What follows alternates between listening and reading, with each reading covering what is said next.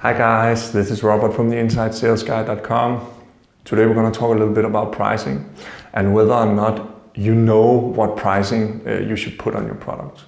I think that's a super interesting question. I think it might be the most underestimated discipline in business development to really have a structured, data-driven approach about how you pick your pricing. So you should know, if you're in a larger corporations and you're kicking off a new product, or you are a startup opening up, you should know what problem are you solving, first thing. You should also know to which customers is this problem relevant. So which customer base is it that I believe I can add value to. From there, basically what you should do, if you ask me, is pick up the phone. You should call those customers and you should ask them straight out. Dear Mr. Customers, do you have this problem? Do you experience it? Get the customer to confirm that the assumption you have about the problem is real. Do it to more than one customer, do it to 10, do it to 20. And make sure you talk to them about it so you know that you're not assuming that there is a problem, but you're actually talking to real people who have this problem. Then after that, be upfront with them. Saying, hey, we are thinking about creating a startup or creating a solution where we will solve this problem for you. The way we are thinking about doing this is X, Y, Z, and explain quite briefly what it is you're trying to do, what is it you are going to achieve. And then ask the customer, under the assumption that we can create a solution that solves this problem for you, is this something you'd be interested in buying? And if the customer answers yes, or the average of the customer in your target market answers yes, take it even further than that. Be straight up with them and say, so how much would this be worth to you? How much would you be willing to pay? You'd be very surprised how many would actually have a straight up honest dialogue with you. In many cases, they will probably come back with a price much higher than what you anticipated. And it will give you a much more real picture of the problem, the size of it, and the value that the customers will actually feel for you going out and solving that issue. If you cannot do that, so if you talk to your target market and they kill your assumption, or basically they say, that is super interesting, that's the most dangerous one. That is really, really interesting. I had this problem, I know it.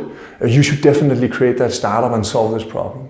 If you then ask him, how much would it be worth for you? How much would you pay? And he says, I don't know. Then challenge them on it. Because if they're not willing to pay you anything when you have this dialogue, I can assure you, they won't magically come up with money because you show them a super nice product later down the road. If they can't see the value in getting the problem solved, even without seeing the solution, they're not going to buy it.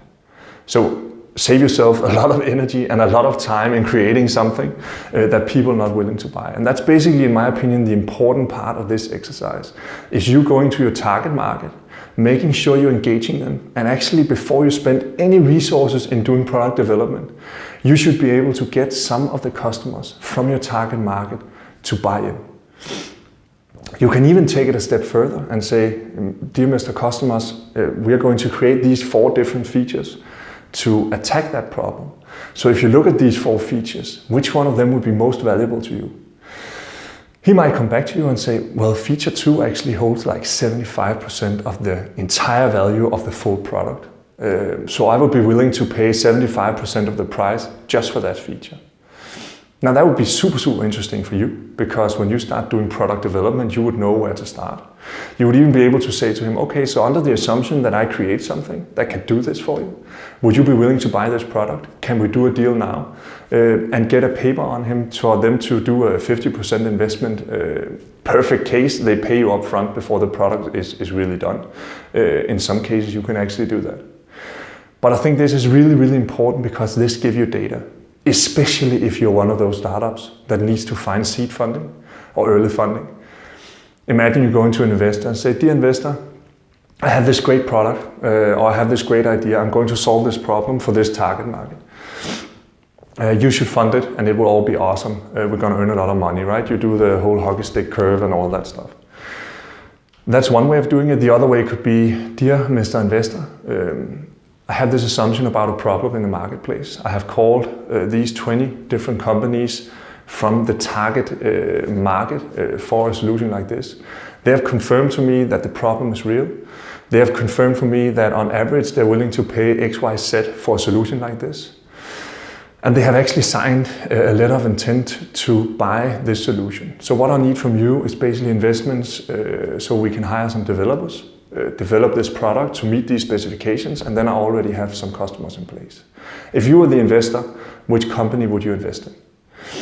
I think that is super, super, super important. I think that in general we are wasting, especially in the startup scene, tons of energy creating stuff that are never going to be bought simply because we're too lazy to do this upfront.